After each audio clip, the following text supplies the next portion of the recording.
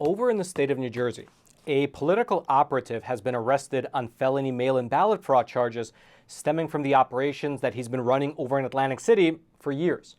And the details of this particular case and these operations are fascinating. And so let's go through them together right after you take a super quick moment to smash those like and subscribe buttons so that this information can reach ever more people via the YouTube algorithm.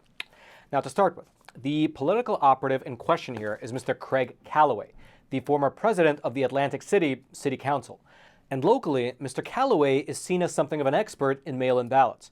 In fact, at a fundraiser that a nonprofit in New Jersey was hosting and where Mr. Callaway spoke, he was described in the invitation letter for the event as a vote turnout expert. And also, in the body of the promotional material for the fundraising event, enticing people to come, they gave a brief outline of Mr. Callaway's personal history as well as his general electoral history. And here's what they wrote, quote, Craig Callaway was born in 1959 in Atlantic City as one of 9 children. During the early 1980s, Callaway worked as a PBX operator and hotel clerk for the Resorts International and Harrah's casinos. Then, he worked in the mercantile office of Atlantic City government for the next 23 years. Callaway quickly earned a reputation for being fair and helpful to the merchants, bus, taxi, and parking lot owners and operators he worked with. Many of them were recent immigrants from India, Pakistan, Bangladesh, and other Asian countries. Over the years, many of them developed a rapport with Craig Callaway and began helping each other politically. When he first got involved in politics, Craig Callaway applied his skills and methods to elect only candidates affiliated with the Democratic Party.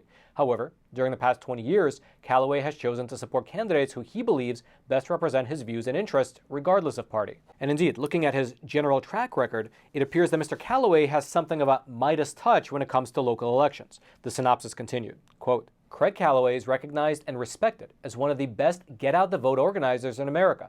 In 2001, Callaway then ran the Get Out the Vote drive in both the primary and general elections to elect Democrat Lorenzo Langford as Atlantic City mayor. In that same year, Callaway ran for office himself and was elected ward councilman from the 3rd Ward of Atlantic City. In 2004, Craig Callaway received national recognition when he applied his vote turnout techniques for John Kerry during the Bush-Kerry presidential election.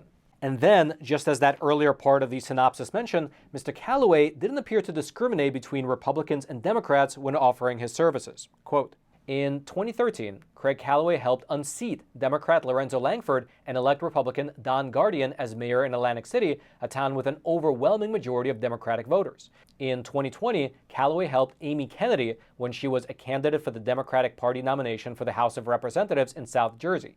Amy Kennedy defeated Callahan Harrison in the Democratic primary election in June. However, when Kennedy did not hire Callaway for the November election, Callaway worked for Jeff Van Drew, who had just switched to the Republican Party that January. Van Drew won re-election as a Republican in November of 2020. And by the way, it's worth mentioning that this work is quite lucrative for Mr. Callaway, evidenced by the fact that Congressman Van Drew paid Mr. Callaway a cool $135,000 for just a few months of work leading up to the November election. The summary continues, quote, last November, Callaway helped Republican Tokyo Joe Donahue upset incumbent Democrat Eric Scheffler to win election as Atlantic County Sheriff. Callaway also helped Republican Jesse Kurtz win a landslide re-election to City Council in the mostly Democrat 6th Ward of Atlantic City. And so that is, if nothing else, an incredibly impressive resume. It appears that Mr. Callaway is able to elect whoever he works for, regardless of the challenges present in the electoral environment. In fact, here was how Mr. Callaway was described in a recent article that was published in the Philadelphia Inquirer. Quote, Callaway's vote-by-mail efforts are well known in Atlantic City, where he basically sets up shop in the clerk's office in Mays Landing, ferrying messengers in a white van to obtain mail-in ballots for voters. He has previously defended his actions as working within the state mail-in ballot laws. His influence was profound.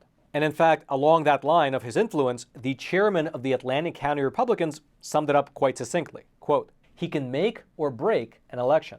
However, in terms of how Mr. Callaway was able to achieve these amazing results, well, we now have some clues. Because in February of this year, Mr. Callaway was arrested and charged with federal voter fraud related to his work on mail-in ballots.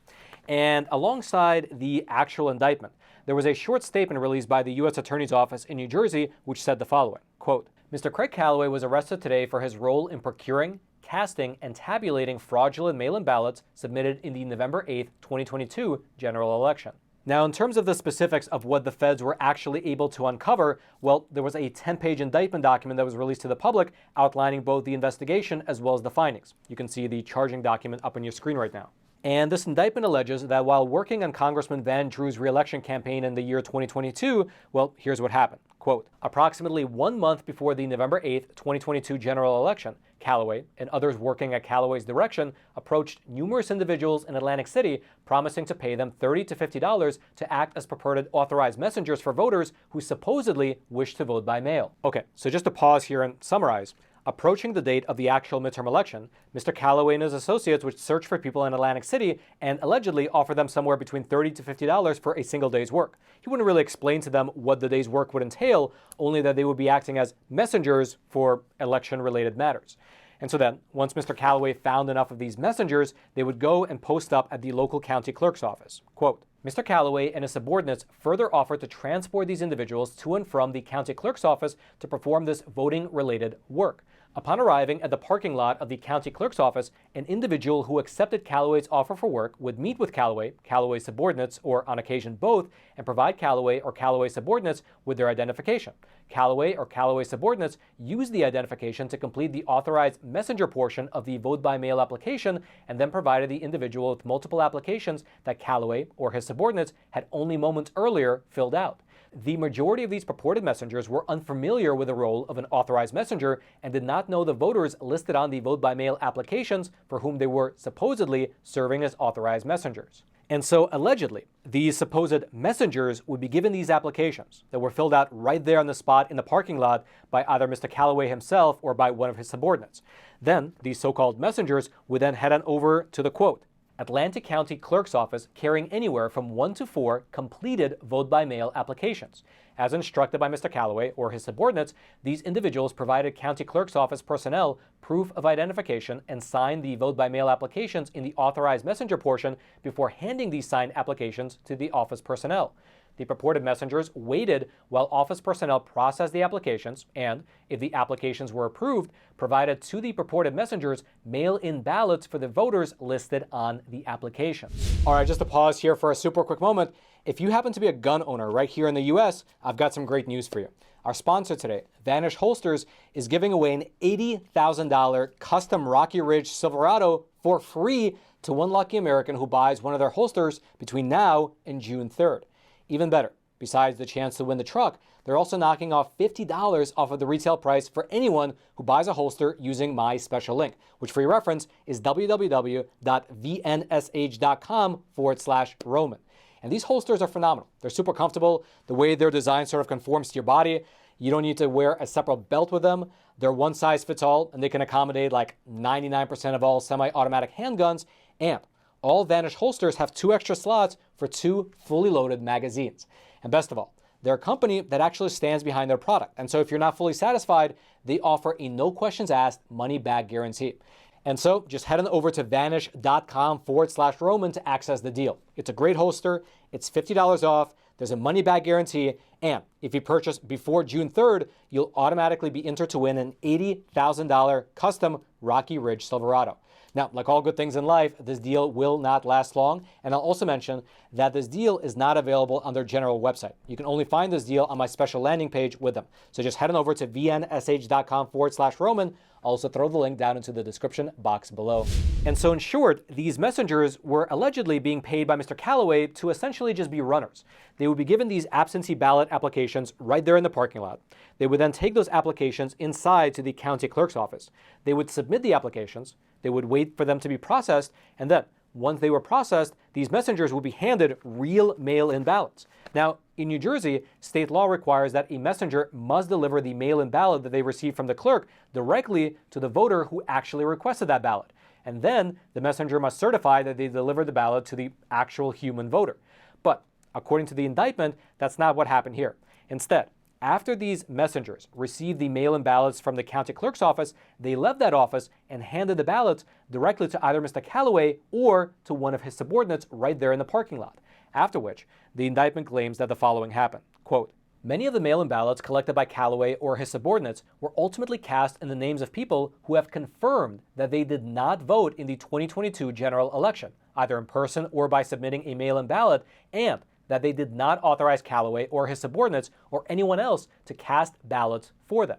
many of these mail-in ballots were counted towards in the election. Meaning that the allegation here was that Mr. Callaway and his associates were voting on behalf of people who did not authorize them to do so and or weren't even aware that this was happening. And the indictment has quite a few examples of voters who the feds interviewed and who told the investigators that they definitely did not vote in the 2022 election, even though technically they did.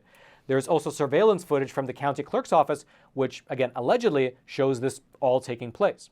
Now, as always, everyone here in America is innocent until proven guilty, and these are, after all, just the charges that Mr. Callaway was arrested on. He has yet to be found guilty of anything, and therefore, he should be presumed innocent until he has his day in court.